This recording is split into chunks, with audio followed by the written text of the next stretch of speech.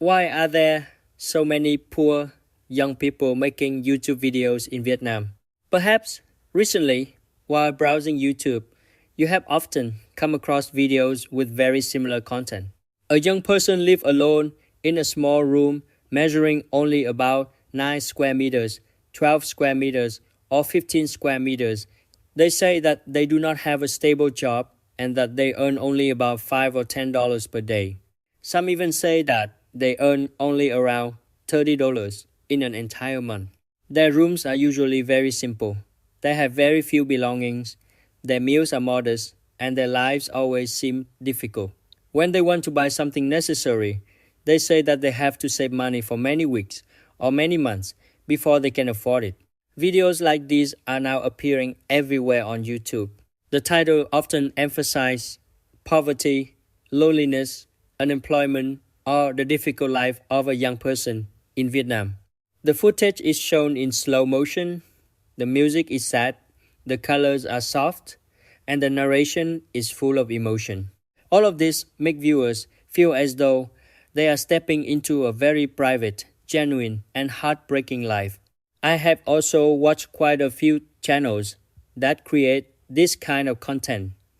Some of these channels have very high subscriber counts, and each video can receive hundreds of thousands or even millions of views. To be honest, those numbers once caught my attention. I thought that if someone could simply film their daily life in a small room and still attract such a large international audience, then perhaps this was a very promising direction for content. That is why the first 3 videos on my channel also followed a somewhat similar direction. I talked about unstable work, low income, the pressures of life, and my hope that my YouTube channel could also grow. At that time, I thought that I was simply telling my real story in a way that made it easier for viewers to relate to me. However, after doing this for a while and observing more carefully, I began to feel that something was not right. Many videos are presented as though the person lives completely alone. They set up the camera themselves, cook for themselves, go shopping by themselves, work by themselves, and record every activity throughout the day on their own. However, the camera angles keep changing constantly. In some scenes, the camera follows the person from behind. In other scenes, the footage is filmed from outside the room looking in. In some scenes, the camera has already been positioned in front of them, exactly where they are about to walk. The lighting, composition, sound, and editing rhythm are also handled very carefully.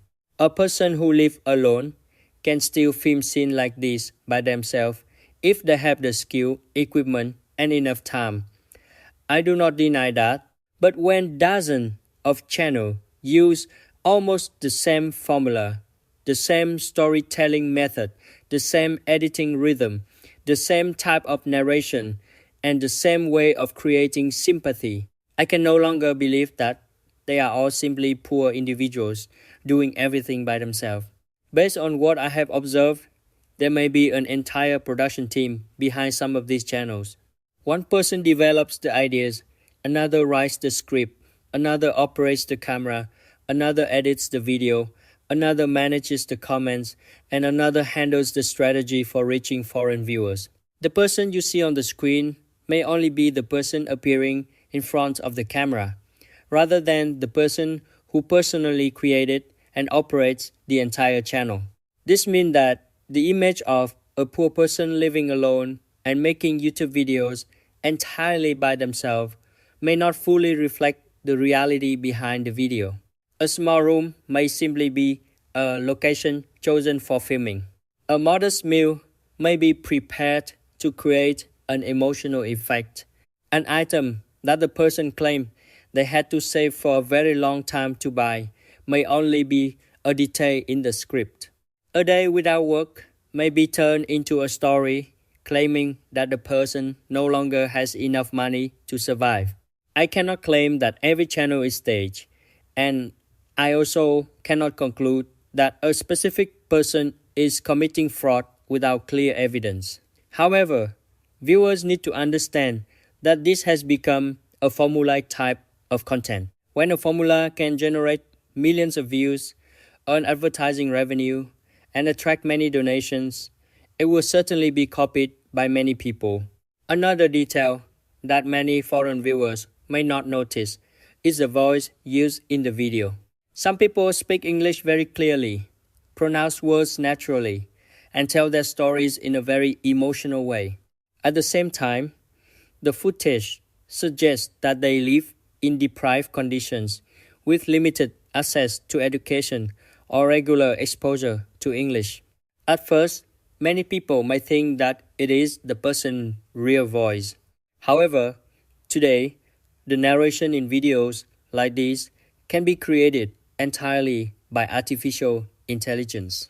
Content creators only need to write a script in Vietnamese, translate it into English, and then enter the text into an artificial intelligence tool. After a few minutes, they can have an English voice that sounds very natural, clear, and emotional. With current technology, a person may even need to record only a sample of their voice. Artificial intelligence can then use that same vocal tone to speak English or many other languages, even though the person did not directly read the entire script. There is nothing inherently wrong with using artificial intelligence. I also use artificial intelligence in my work, and I understand that this technology helps creators save a great deal of time. It can assist with writing content, translation, generating narration, and editing videos. The problem only appears when artificial intelligence is used to make viewers believe that they are hearing the direct, natural, and sincere confession of someone experiencing hardship, when in reality, it is a carefully prepared script. In my opinion, this content model usually aims at two main sources of income. The first source is advertising revenue from YouTube. When the title and images make viewers curious or sympathetic, they click on the video.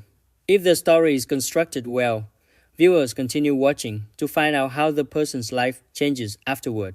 The more view and watch time a channel receives, the more likely it is to earn more advertising revenue.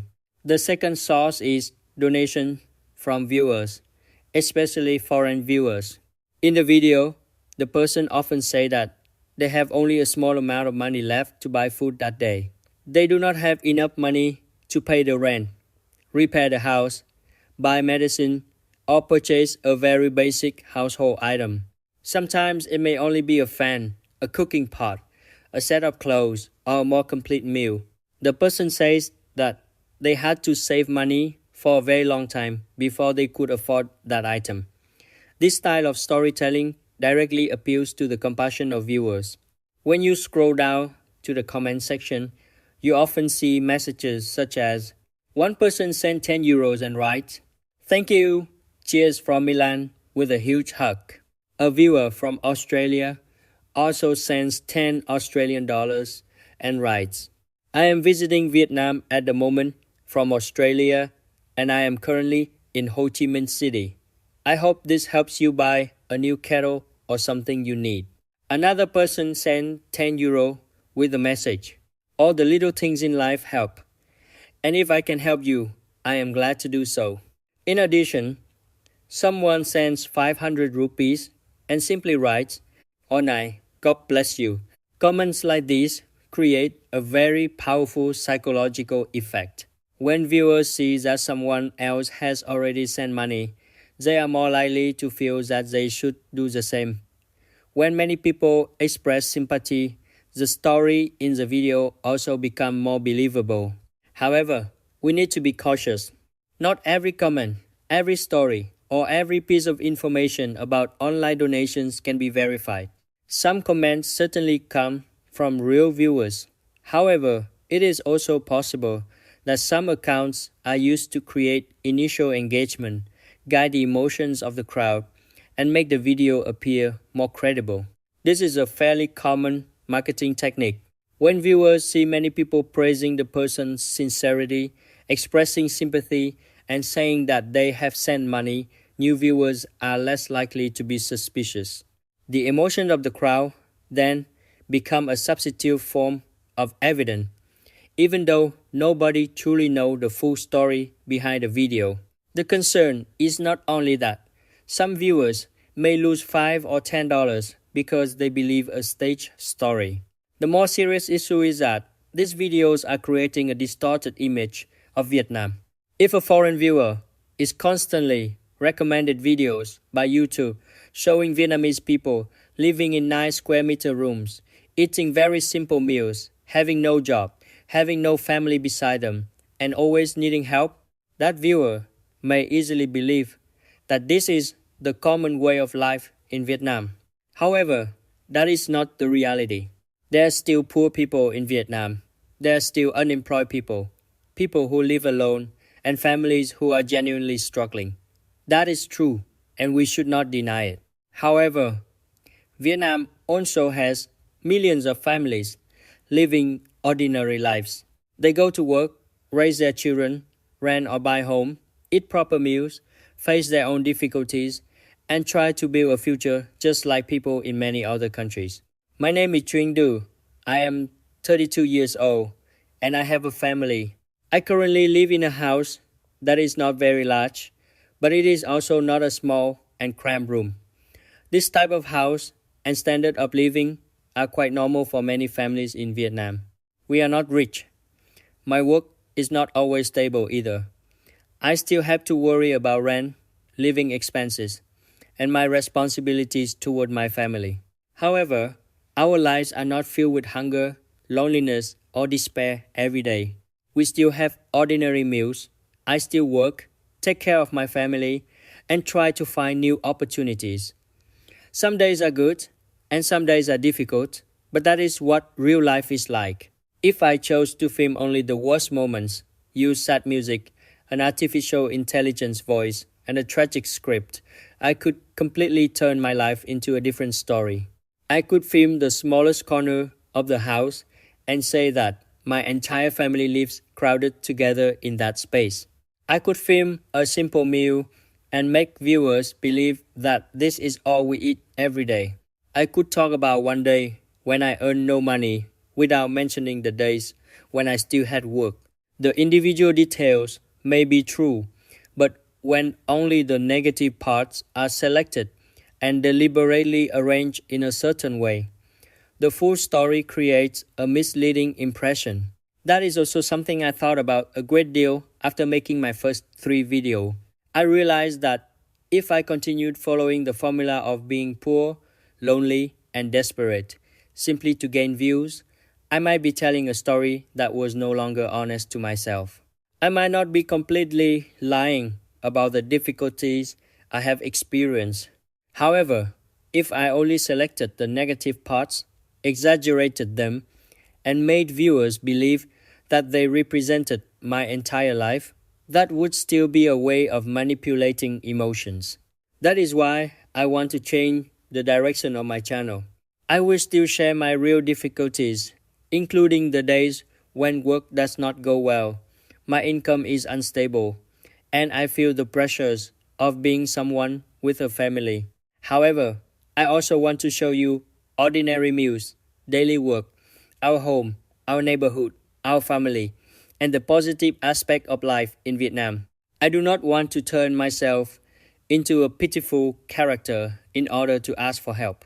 I want viewers to stay because they care about who I really am and want to understand more about Vietnam, not because they believe that my family will be unable to survive unless they send money. I also want to make it clear that this problem does not exist only in Vietnam. In many other countries, there are also channels that use images of poverty, children, elderly people, women living alone, or harsh living conditions to attract sympathy. When kindness becomes a market, there will always be people who try to exploit it. That does not mean that we should become cold-hearted or stop helping others. Kindness is still very necessary. However, kindness should be accompanied by awareness. Before sending money to someone online, ask yourself whether the story can be verified. Is the channel transparent about the person's circumstances and how the money is used? Does the content repeatedly follow the same fixed script? Are the difficulties continuously intensified in order to maintain sympathy? Do not believe something simply because the images look sad. Do not believe something simply because the narration sounds sincere. Do not believe something simply because many people in the comment section say that they have donated. In the age of artificial intelligence, a voice can be created, a room can become a film set, and an entire life can be written into a script. I am not making this video to attack any specific person, nor am I trying to deny the circumstances of people who genuinely need help. I simply want viewers, especially my friends from other countries, to have a more cautious perspective on the growing wave of content about poor Vietnamese people living alone that is appearing more frequently on YouTube. Remember that what appears in front of the camera is only what the content creator wants you to see. Behind the frame, there may be a camera operator, a video editor, a script writer, a comment manager, and a very clear strategy for making money. A video may contain true details while still creating a misleading impression. A person may have experienced hardship, but that does not mean every scene was filmed naturally. A room might be real, but that does not mean the person actually lives there alone. A donation may be real, but that does not mean the entire story was told honestly. With my channel, I want to try to follow a different path. I will tell stories that are more familiar, ordinary, and honest, even though this type of content may be less dramatic and may not receive millions of views. I want you to see Vietnam with both hardship and joy, both pressure and hope, rather than seeing it only as a country filled with poor people waiting for someone else to save them. Recently, I have posted fewer videos because I still have other work and responsibilities toward my family. Like many other people, I have to prioritize work that generates income before I can spend time building a YouTube channel. I did not post any video during the past 2 weeks, but that time also helped me think more clearly about what I truly want to do. I do not want to build a large channel by making other people feel sorry for me. I want to build a place where viewers can better understand the real life of an ordinary Vietnamese family. If this video gives you another perspective, I am very glad. You can share your thoughts in the comment section. Have you ever believed a story on YouTube and then later discovered that things were not entirely as they had been shown in the video? And in your opinion, where is the line between telling an engaging story and deceiving the emotions of viewers? Thank you for taking the time to watch until the end. See you again in the next videos.